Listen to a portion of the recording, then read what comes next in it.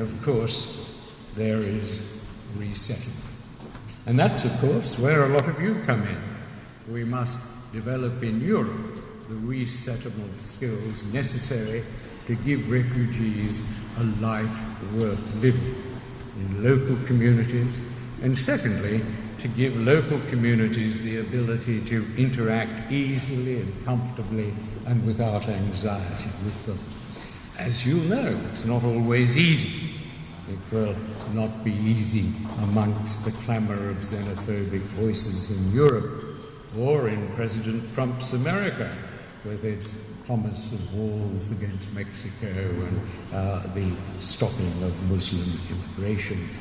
There may have to be compromises from refugees and their advocates to reduce anxieties that appear from recent studies in Europe and Australia to be more religious than racist, in the sense that the real worries people have are about religious views that disturb equality views in the society.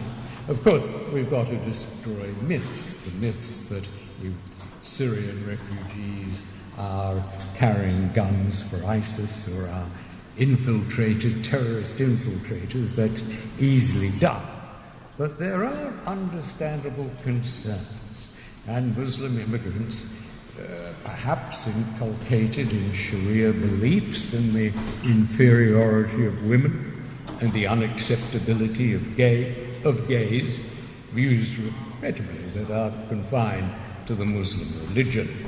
There is talk now in enlightened Europe of tolerance testing of asylum claimants to ensure that their beliefs are not antipathetic to social values.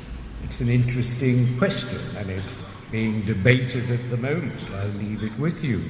Should we ask applicants for asylum whether they believe, as many do, that wives should always obey their husbands?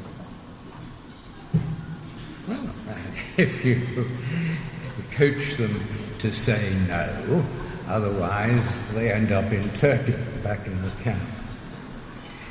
And in a way, perhaps it's arguable that refugees need to accept the human rights standards that have caused their own claims to succeed, that have given them the right in the first place. And I don't think it's cultural imperialism to test refugees to respect the norms in their sought society involving, for example, sexual equality.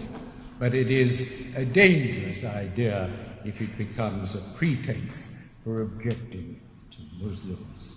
So perhaps we should continue to ask them, as we do for their citizenship qualifications, what they know about Don Bradman